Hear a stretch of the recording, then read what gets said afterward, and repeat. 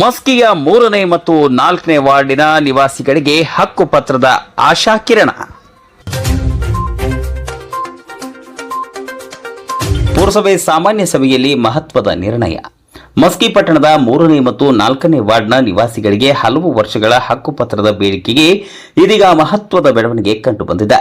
ಇಂದು ಬೆಳಗ್ಗೆ 11 ಗಂಟೆಗೆ 3 ಮತ್ತು 4ನೇ ವಾರ್ಡ್ನ ಪುರಸಭೆ ಸದಸ್ಯೆ ನೇತೃತ್ವದಲ್ಲಿ ಶಾಸಕ ಆರ್ ಬಸನಗೌಡ ತುರುವಿನಹಾಳ್ ಹಾಗೂ ಪುರಸಭೆ ಮುಖ್ಯಾಧಿಕಾರಿಗಳಿಗೆ ಮನವಿ ಸಲ್ಲಿಸಿ 3ನೇ ಮತ್ತು 4ನೇ ವಾರ್ಡ್ನ ಸರ್ಕಾರಿ ಜಾಗದಲ್ಲಿ ವಾಸಿಸುತ್ತಿರುವ ನಿವಾಸಿಗಳಿಗೆ ಹಕ್ಕುಪತ್ರ ಹಾಗೂ ಮೂಲಭೂತ ಸೌಕರ್ಯಗಳನ್ನು ಒದಗಿಸಿ ಆ ಪ್ರದೇಶವನ್ನು ಕೊಳಚೆ ಪ್ರದೇಶವೆಂದು ಘೋಷಿಸಬೇಕೆಂದು ಆಗ್ರಹಿಸಿ ಮನವಿಯನ್ನ ನೀಡಿದರು.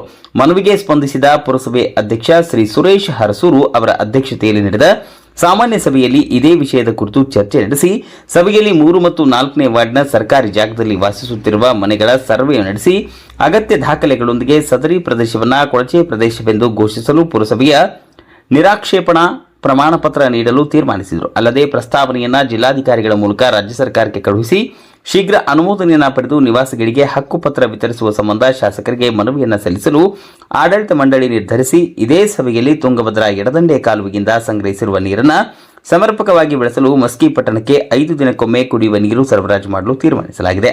ಹಾಗೆಯೇ SBM 2.0 ಯೋಜನೆ ಅಡಿಯಲ್ಲಿ ಅಧ್ಯಯನ ಪ್ರವಾಸ ಹಾಗೂ SFC ಯೋಜನೆಯ ಅರ್ಜಿ ಸಲ್ಲಿಕೆ ಅವಧಿಯನ್ನು ಆಗಸ್ಟ್ 15ರವರೆಗೆ ವಿಸ್ತರಿಸಲು ಸಭೆಯಲ್ಲಿ ಅನುಮೋದನೆ ನೀಡಲಾಗಿದೆ ಎಂದು ಪತ್ರಿಕೆ ಮತ್ತು ಸುದ್ದಿ ಮಾಧ್ಯಮದ ಪ್ರಕಟಣೆಗೆ ತಿಳಿಸಿದ್ದಾರೆ.